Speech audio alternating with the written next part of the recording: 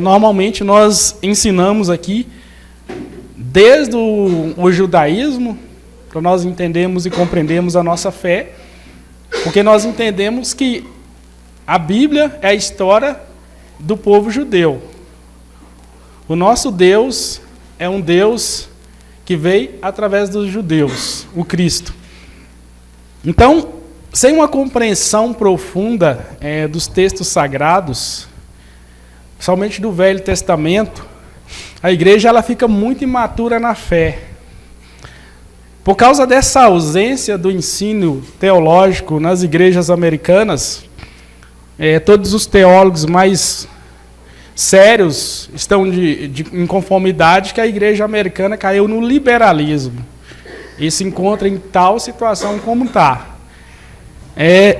Alguns irmãos, um tempo atrás, estavam questionando, porque o pastor Barash parou de ensinar a Torá, judaísmo. Não é que ele parou de ensinar a Torá e judaísmo, eu ensino a Torá aqui desde que eu estou pregando aqui há mais de 6 anos. Gênesis é um dos livros que compõe a Torá. E o problema das pessoas é que elas querem ritos. Elas não querem a verdade do Evangelho aplicada nos seus corações. E nós nos preocupamos muito com o ensino, nesse tempo tão obscuro, esse caos social que nós vivemos e teológico dentro da igreja. Então nós vamos nos empenhar e nos militar no ensino teológico na igreja. É uma coisa que eu decidi desde a minha juventude. Eu vou viver para ensinar o Evangelho, as Escrituras. Eu vou morrer fazendo isso. E se você ouvir uma pregação que eu prego há 20 anos atrás, você vai ouvir eu pregando essas mesmas coisas. A mesma linha teológica. Ensinando fundamentos da teologia reformada. A tradição teológica dos apóstolos, da igreja, dos ensinamentos que o Senhor Jesus deixou para a igreja. Eu nunca vou deixar de pregar, nunca vou mudar. E o que eu percebo, quanto mais a sociedade ela se enfrenta com grandes problemas emocionais, psicológicos, familiar, financeiro, mais se faz necessária essa teologia. Porque é a teologia que funciona na minha vida, ela libera a bênção de Deus sobre a minha casa, sobre a minha vida. Nós estávamos falando, né, Regi, sobre a questão da identidade, como é que a coisa está terrível hoje em dia. A questão da identidade que tanto se falou na igreja tem a ver com a doutrina, o ensino que as pessoas recebem. Se você pega a comunidade judaica, ela consegue, dentro daquilo que é ensinado, ela permanecer naquela postura. Nos ensinos, nos seus valores, isso não muda. O rito de passagem sempre vai existir. Nunca vai mudar isso daí. Então a igreja ela está indo para um caos teológico terrível. E eu, muito tempo atrás, eu já falava muito com você, né, Baracho, sobre a questão de nós nos atentarmos um pouco para os ensinos reformados, que é a tradição reformada. Não me canso de falar. Quem é contra, saiba que se você não gostasse ou não gosta, você seria um católico apostólico romano até hoje. E então, assim, nós vamos nos esforçar por isso. Todos os ensinos teológicos do Velho e do Novo Testamento. Senão nós vamos cair num liberalismo teológico. Porque começa a falar que não há lei, um antagonismo, não há lei. A lei não se aplica na igreja. Quando você vai estudar o conceito de lei, a lei que não se aplica é a lei cerimonial. Se a lei não se aplica à igreja, então vamos tirar os 10 mandamentos. Quando você pega e estuda os 10 mandamentos, você percebe que é uma junção dos 613 mandamentos que se resumirem nos 10 mandamentos. E, consequentemente, Jesus, os apóstolos, disseram que para você cumprir isso, você precisa amar a Deus sobre todas as coisas e o próximo como a ti mesmo. Então nós vamos avançar nesse pastorado compactado, tá? Presbítero Lucas, nós já conversamos. Eu vou escolher 3 áreas específicas que eu vou dar atendimento, que eu vou atender. As portas da minha casa sempre estiveram abertas, sempre vão estar abertas. nunca podem estar fechadas para receber irmãos e irmãs. O meu coração nunca pode estar fechado, independente da situação que o irmão se encontra.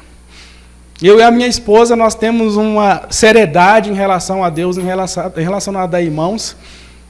As únicas pessoas que eu não recebo na minha casa são os falsos irmãos. A Bíblia fala para não receber.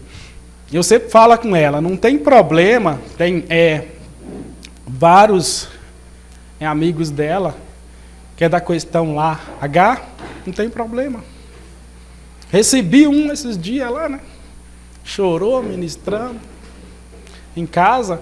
Agora os falsos irmãos não, porque esses daí vão espiar nossa liberdade em Cristo Jesus. Então, nós vamos caminhar nesse pastorado compactado e vamos receber, vamos estar dando instrução. A princípio eu vou trabalhar, quem quiser se aperfeiçoar, aprender mais sobre a área financeira, é uma área que eu já venho há muito tempo trabalhando, ok? Não teologia da prosperidade. Você que tem problemas na vida financeira, algumas dificuldades na vida financeira, trabalhamos muito bem com planejamento financeiro, orientação financeira.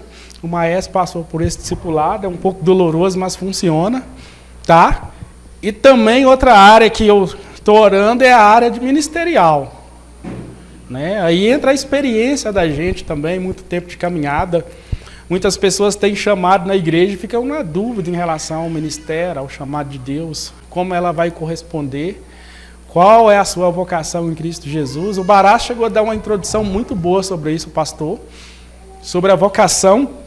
O interessante é que um dos meus amigos lá de Minas, eu antepassei o vídeo para o pastor Mike, que havia uma doutrina nos seminários reformados que tratava especificamente sobre a questão do chamado. Porque um dos teólogos que mais se preocupou com isso, quando foi trazida a reforma protestante, foi Martim Lutero, a questão do chamado. Porque a questão do sacerdócio de todos os santos, abertura para a interpretação da Bíblia por todos os irmãos, toda a comunidade, de certa forma isso também cria um problema, porque, tudo bem, todos nós somos sacerdotes. E a questão da vocação, né? Havia uma preocupação nesse sentido, porque existem homens que são chamados realmente para pastorear. Isso tem muito a ver também com a questão dos 5 ministérios. Nem todos foram chamados para ser pastor, para ser mestres, evangelistas, mas todos foram chamados para evangelizar e pregar o evangelho. Então isso é muito importante também. Porque muitos ministérios começaram a aparecer, né, Baracha? Ministério de dança. Ministério de dança não apareceu no Velho Testamento nem no Novo, né? Ministério de teatro, isso não tem a ver com ministério. Isso tem a ver com o talento que você tem, que você coloca à disposição para Deus usar a serviço do reino dele. Até mesmo que pregar via teatro é pragmatismo. Nenhum apóstolo ele pregou usando teatro. A Rejane sabe o quanto eu amo arte. Eu acho o teatro uma coisa maravilhosa, mas não foi feito para pregar o Evangelho. O Evangelho, você abre a tua Bíblia, no Novo e Velho Testamento, e expõe o plano da morte, crucificação e salvação de Jesus. Porque isso pode ser um artifício, porque eu não quero, às vezes, me deparar com a realidade que eu tenho que anunciar essa mensagem dessa maneira. O inventor do teatro, acho que é Hipócrates, da Grécia, tem a ver com máscaras, né, o teatro. Então, assim, criou-se muitos ministérios que não são ministérios. A dança como arte, ela é muito importante. E aí eu vou falar sobre isso aqui e vocês vão entender de uma maneira profunda. Daqui a pouco vai ter um ministério da Mary Kay, da igreja, né? Um tanto de ministérios vão surgir. Mas existe... Fala.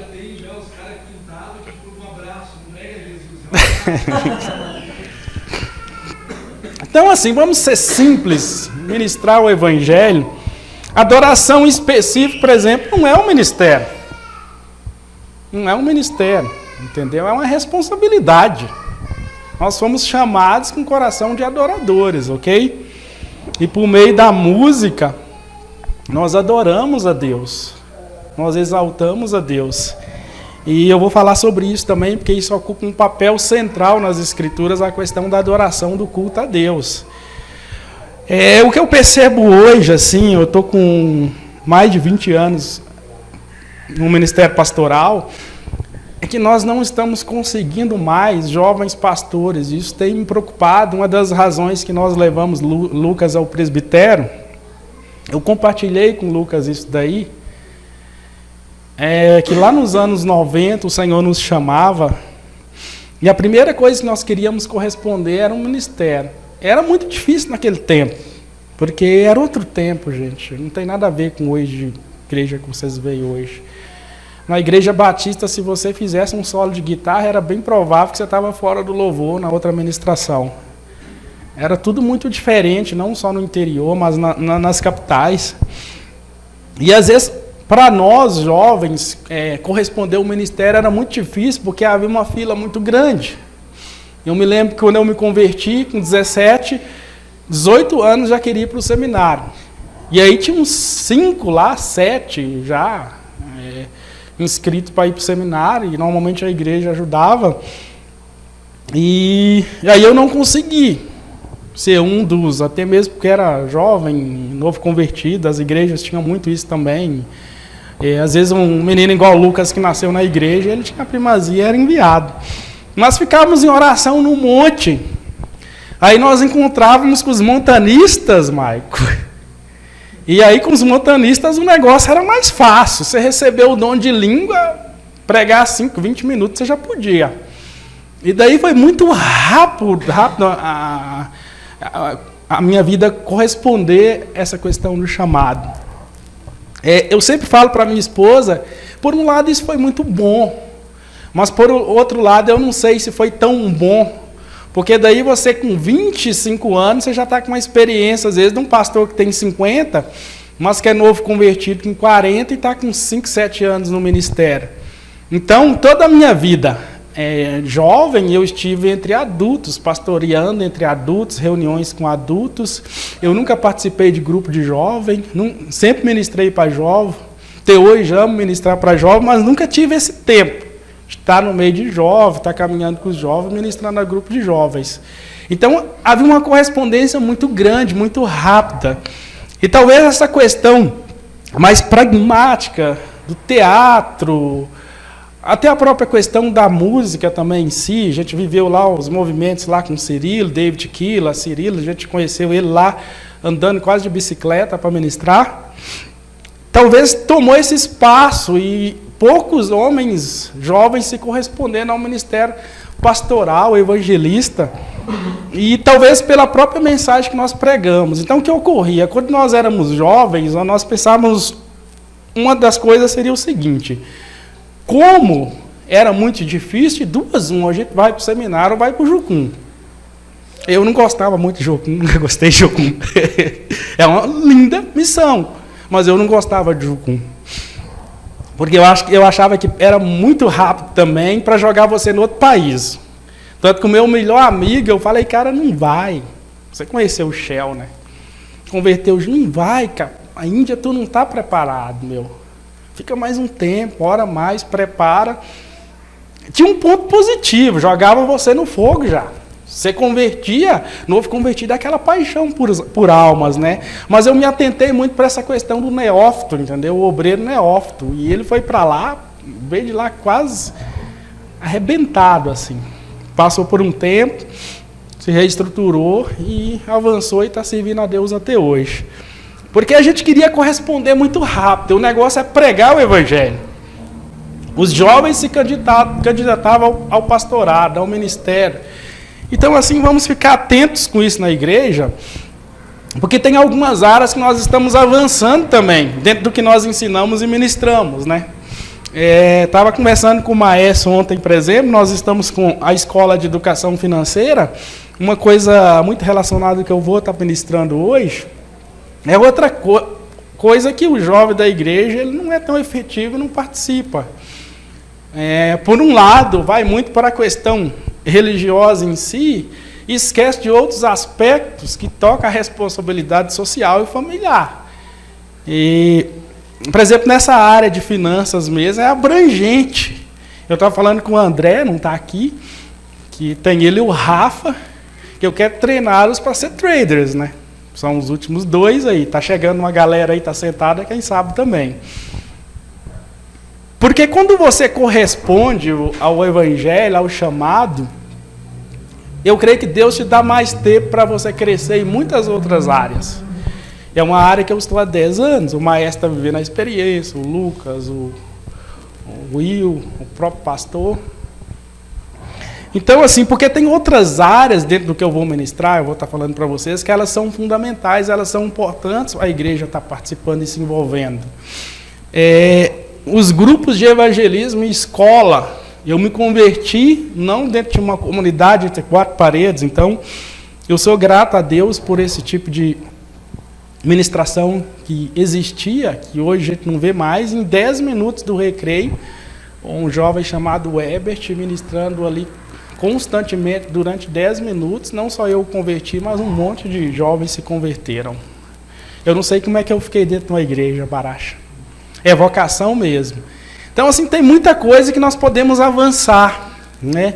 Nós podemos romper como igreja em diversas áreas. Essa é a proposta teológica dessa igreja, ela ser relevante socialmente, espiritualmente, e ela ser relevante em áreas que nenhuma das outras igrejas tem conseguido. Porque Deus nos abriu uma janela, né? A janela de mercado financeiro, a semana inteira tu vê, eu só recebo pastor e gente de igreja, bispo, apóstolo, gente de tudo quanto é lugar. Porque é uma janela.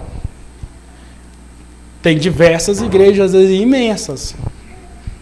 Mas eu asseguro para você que eles não têm a qualificação que Deus deu para essa igreja no mercado financeiro. E todo mundo sabe disso. Quem é do mercado, as corretoras de valores, pessoas de banco, de mercado, não tem a qualificação que Deus deu a essa pequena igreja. E nós vamos tocar essa nação. Já tem gente de várias partes do país, né?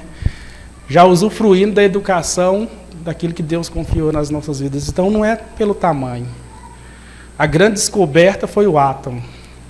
E você sabe que é através do átomo a bomba atômica, o negócio mais explosivo. Então, como nós ministramos essas palavras, né, Mike? É óbvio que isso vai acontecer. Então, assim, nós oramos para que pessoas aqui sejam donas de faculdades. Por que não? Abram faculdades, donas de hospitais. Por que não donos de bancos, a geração dos nossos filhos? Nós estamos abrindo o caminho para isso. Donos de corretoras, pastores piedosos,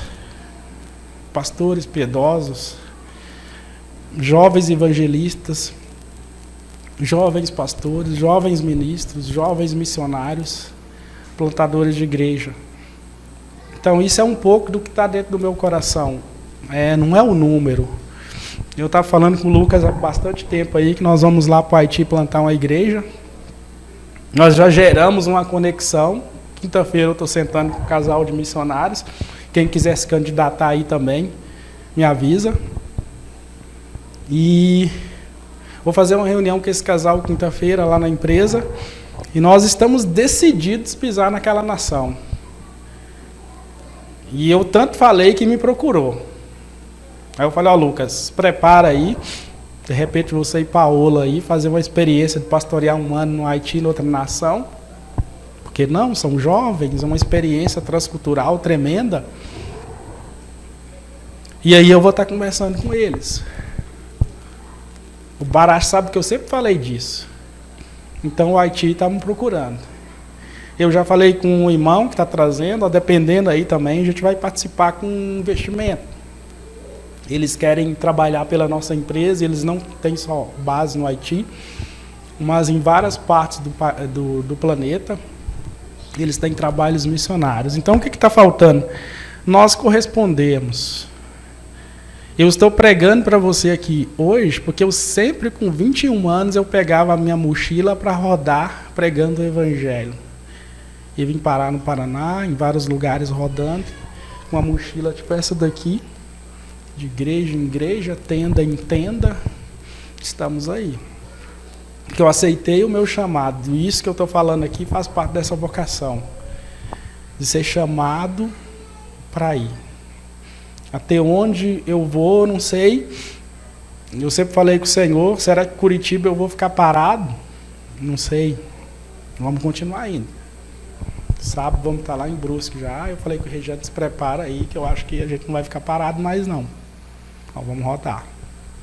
Vamos voltar aí. A família. Vamos embora, né, Baracha?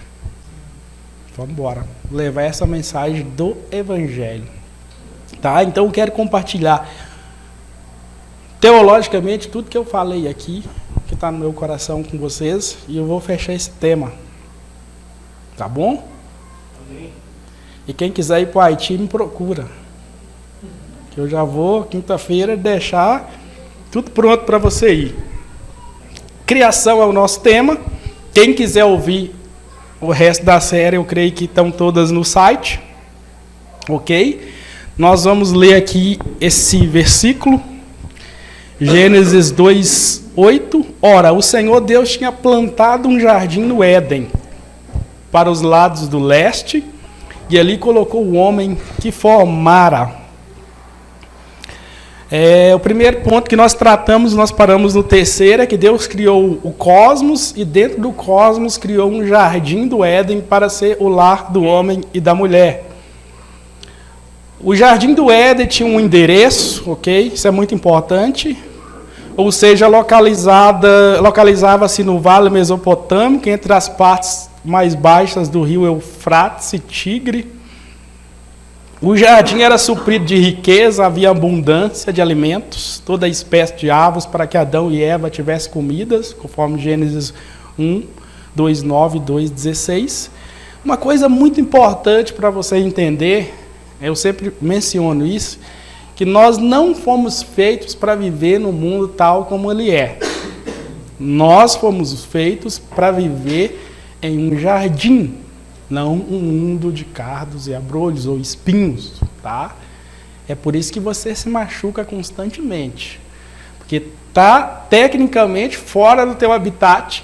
Por isso que Deus está nos levando de volta para o Éden, através do Senhor Jesus e da obra que Ele fez e está concluindo. Deus fez fluir água em abundância no jardim, 4 nascentes. Aqui é água literal, tá? Não vamos criar uma alegoria, que é o Espírito Santo, é outra coisa, não, mas aqui é água mesmo, literal. Era bem suprido de recursos minerais, riqueza, ok? Era um lugar de beleza, conforme as Escrituras também. O jardim era um lugar de crescimento e multiplicação da raça humana, para dominar a terra, conforme Gênesis 1:26 em diante. Lugar de conhecer a Deus de forma íntima em relacionamento. Lugar de expressar adoração a Deus sem necessidade de intermediação. Lugar de aprendizagem contínua e relacionamento com o cosmos em sua plenitude. Agora nós vamos falar sobre os mandatos criacionistas e o seu cumprimento dentro das ordenanças pactuais, conforme Gênesis 1:28, que Deus nos deu ordenanças pactuais. Leia, por favor, presbítero Lucas, Gênesis capítulo 1, versículo 28, com voz bem alta e carioca. Em nome de Jesus. Carioquês.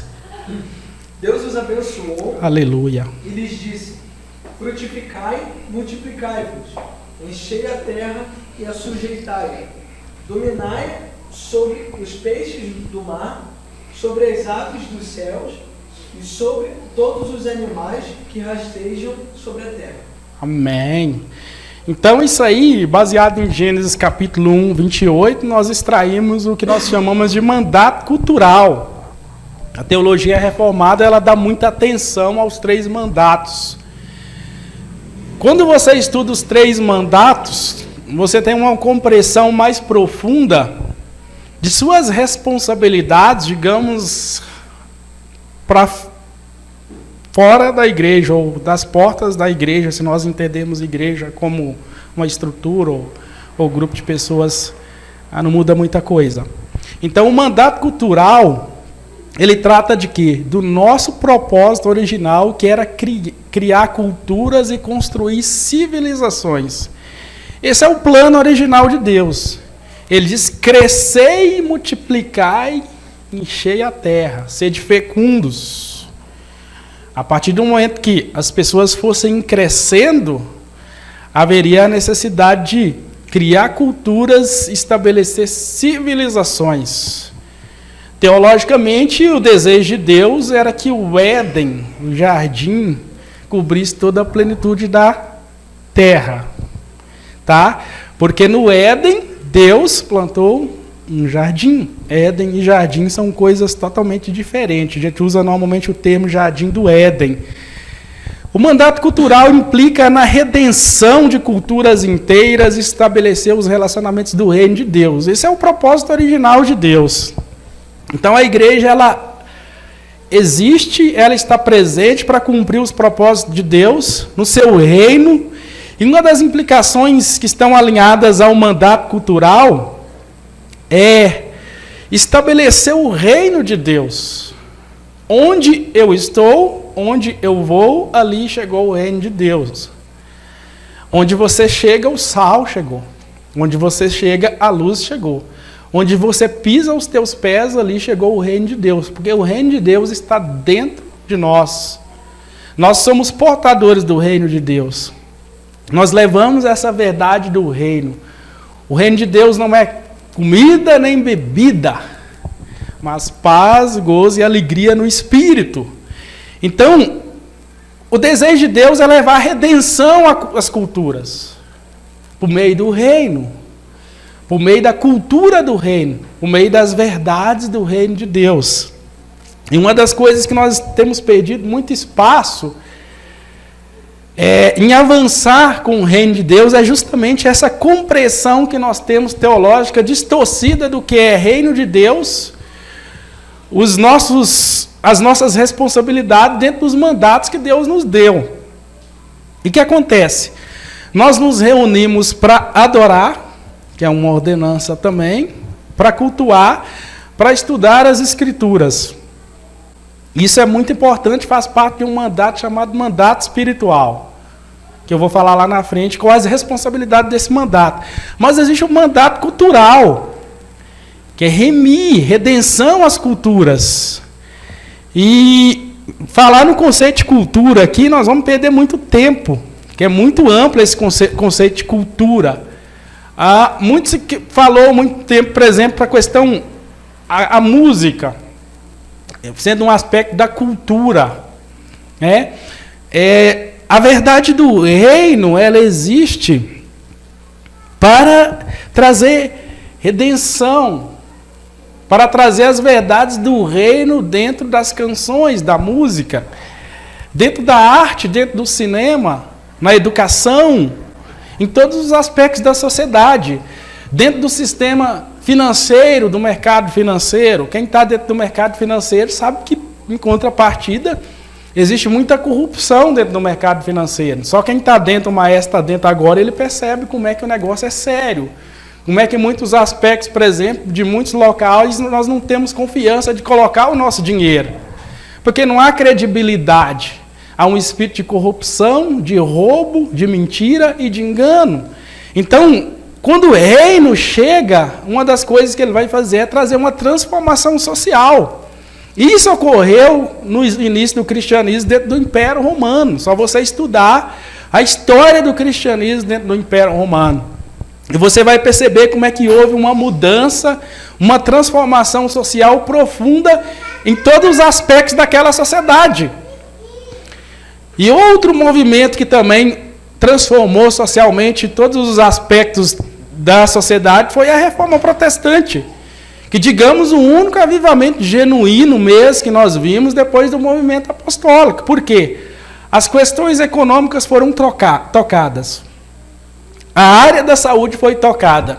O primeiro hospital de Genebra foi fundado por um reformador chamado Guilherme Farel. Havia muitos pobres, era uma sociedade muito pobre, muito carente, problemas na área de saúde, e eles ergueram o primeiro hospital. A Universidade de Genebra ela foi fundada por Calvino. Se você vê os reformados, a Universidade de Harvard foi pelo pastor John Harvard. Então, a teologia reformada, ela vinha com essa visão de remir, trazer educação. Quando eles chegaram aqui, eles fundaram Mackenzie. Então, o que ocorre hoje? Nós estamos voltados para o culto, cumprindo apenas um dos nossos mandatos, que foram dados. E essa parte cultural corrompida, ela nos incomoda muito. Eu não vou ligar a televisão porque é do diabo. Eu não vou no cinema que é do diabo. A música está tudo na mão do diabo. Tudo é do diabo. O sistema financeiro é de Mamon. O esporte está na mão do espírito da Grécia. E quando nós fomos chamados com essa responsabilidade de chegar com o reino e trazer redenção dentro das culturas. O cristianismo, onde ele foi operante com a tua mensagem, com os teus ensinos, houve essa transformação social. Se você pegar um avivamento recente das Ilhas Fiji, tem lá os vídeos no YouTube, você vai perceber como é que aquela sociedade ela foi impactada. Até os políticos se converteram. Fala-se muito na situação da corrupção do Brasil. Isso tem muito a ver também com o posicionamento da igreja. O que está acontecendo? A igreja está pegando um caminho onde ela tem pensado que nós temos que colocar lá políticos cristãos. O caminho, na verdade, não é esse. Não estou dizendo que não deva ter alguém que se candidate, se tem uma vocação para isso, um dom para isso. Eu estou dizendo que há uma inversão. Na época da reforma, lá em Genebra, sabe o que eles fizeram? Um conselho para fiscalizar como é que estavam sendo administrados com autoridade, inclusive Calvino estava, dos recursos daquela sociedade daquela época. Aí que está ocorrendo. O pastor sai do teu chamado episcopal de pastorear a igreja e ele vai se candidatar para ser vereador, deputado, senador. E de repente, ao invés de levar a cultura do reino, levar o reino de Deus, os valores do reino, são seduzidos pelos valores das trevas. Porque a mensagem do reino, ela só pode ser levada por o portador que tem essa mensagem no seu coração. Não é porque a pessoa está dentro de uma igreja, quer dizer que ela é portadora dessa mensagem, que ela foi ministrada, ela recebeu essa mensagem. Ela pode ter recebido um outro evangelho, que não o evangelho do reino de Deus. Então, esse aspecto do mandato cultural, de remir, ele é muito importante. Ele está arraigado ao uso da inteligência, ok? Da razão, depende de nós nos dedicarmos ao trabalho criativo e construtivo, uso da razão. Ok? Uso da razão. Nós vamos imperar pela razão, pelo conhecimento, pela graça de Deus que vai nos dar sabedoria e instrução para levarmos o conhecimento do reino de Deus. É um trabalho construtivo e criativo. Nós precisamos, dentro da igreja, de desenvolvedores de softwares. Nós precisamos, dentro da igreja, dos melhores gestores de finanças, os melhores médicos que correspondem à mensagem do reino, bons professores, ok? Bons músicos de qualidade, artistas, onde as canções, elas não sejam só profundas em termos de letra, mas de instrumentalidade também. O que está ocorrendo na nossa música? A música, vamos usar o termo gospel para ficar bem fácil aqui. Porque a questão da adoração é uma coisa. A adoração é um serviço voltado para o culto a Deus. Mas o que nós precisamos também, músicos de inteligência criativa, que imprima os valores do reino de Deus na sociedade. A redenção cultural. Senão, o que acontece? Daí, eu fiquei sabendo, o Mike veio de Fortaleza, o Safadão é da igreja de Fortaleza. E é crente. O que está trazendo de relevância em termos de valores para uma sociedade que está corrompida? Aí o que acontece? A situação da igreja me lembra muito aquele filme A Vila. Quem já assistiu sabe a profundidade daquele filme. Filme simples, eu creio que foi um filme barato.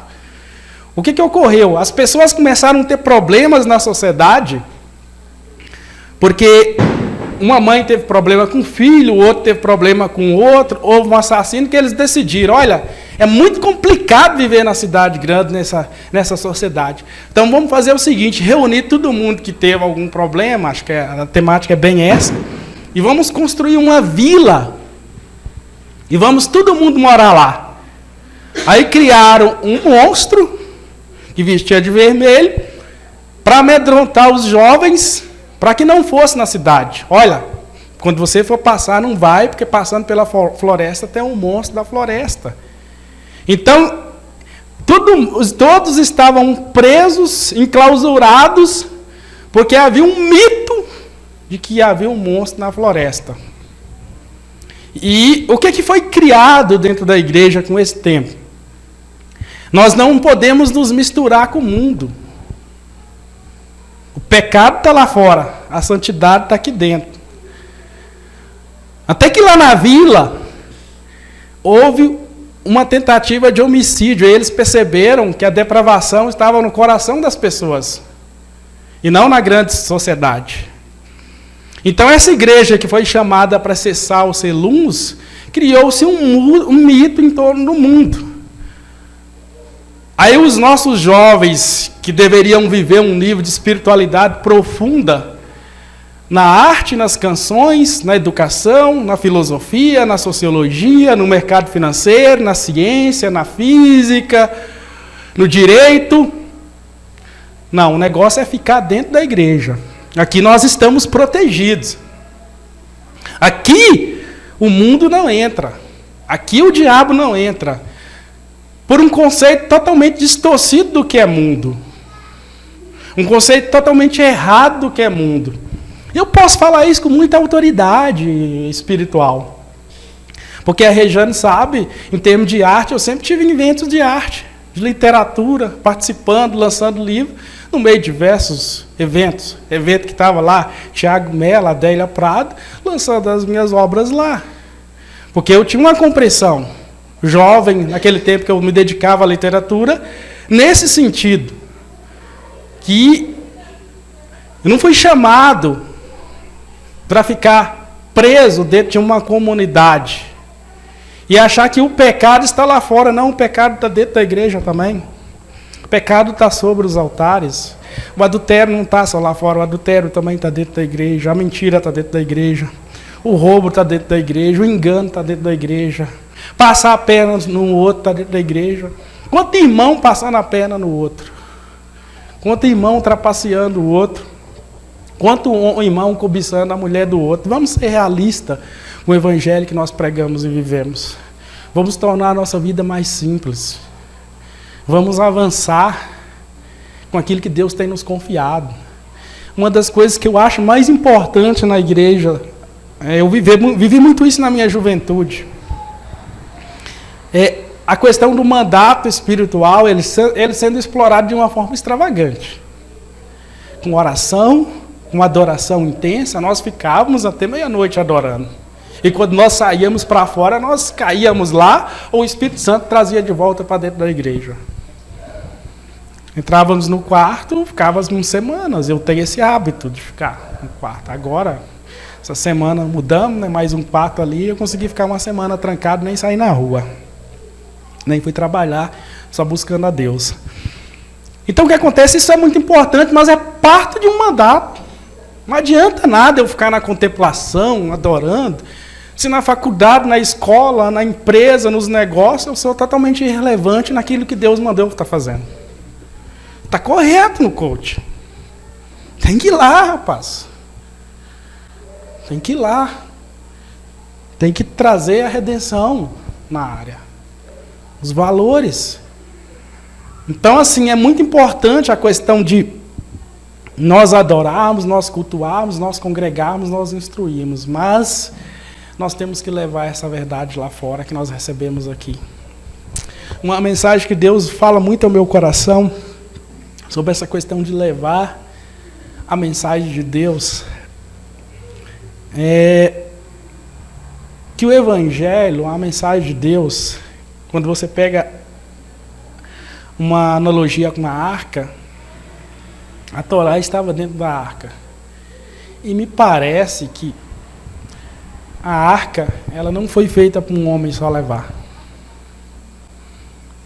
É pesada. Precisamos de homens de Deus, de mulheres de Deus, para invocar a presença de Deus, trazer a presença de Deus e levar a presença de Deus. Acho que é por isso que tem sentido nós nos reunirmos. Nós estamos juntos, buscarmos a presença de Deus e levarmos essa mensagem lá fora. E dentro desses aspectos, o mandato cultural. Eu estava falando com uma maestra, através dessa empresa nova que nós abrimos. É óbvio que nós vamos falar o Evangelho muito mais para milhares de pessoas do que aqui. Tu já está provando a tua experiência. Aqui no culto é totalmente diferente. Você fala para 5 ou 20 pessoas. Lá todo dia você tem alguém para você estar falando o Evangelho. Porque nós acreditamos no aspecto da redenção cultural. E que Deus, pegando você e levando, por exemplo, na arte, e você estando no meio ali, o teu bom testemunho, você vai pregar o Evangelho.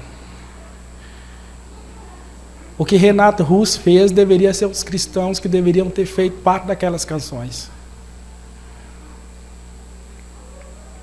O que muitos músicos brasileiros fizeram deveriam ter sido homens e mulheres de Deus.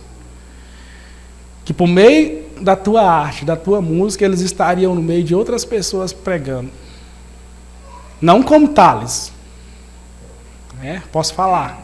Que vem, bolsou o dinheiro com a grana da igreja, isso é moda, o cara se converte, vem, e depois fala que vai lá influenciar. Influenciar quem? Influenciar quem? Uma mentalidade.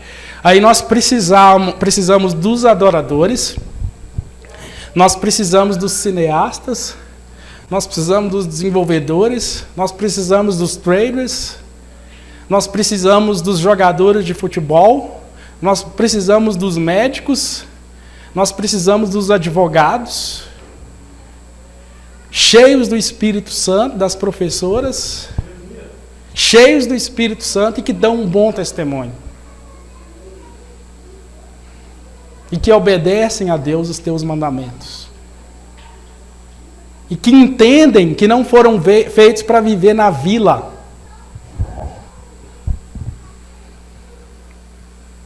Eu creio que eu estou diante dessas pessoas hoje.